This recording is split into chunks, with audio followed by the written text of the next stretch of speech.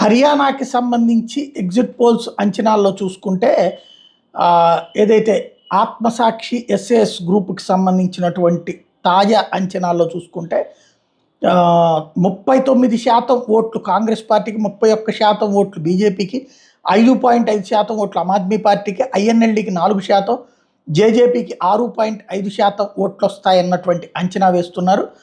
అదే సందర్భంలో సీట్ల పరంగా చూస్తే కాంగ్రెస్ పార్టీ 49 నుండి 55, బీజేపీ 26 నుండి 32, ఆమ్ ఆద్మీ పార్టీ 3 నుండి 4, ఐఎన్ఎల్డీ 2 నుంచి 4, జేజేపీ 4 నుంచి 6, ఇతరులు 6 నుంచి 7 స్థానాలు వస్తాయి అన్నటువంటిది అంచనా వేస్తున్నారు. టోటల్గా చూసుకున్నప్పుడు ముఖ్యమంత్రి పెర్ఫార్మెన్స్ బాగోలేదు అన్నటువంటి వాళ్ళు 42% ఉన్నారు.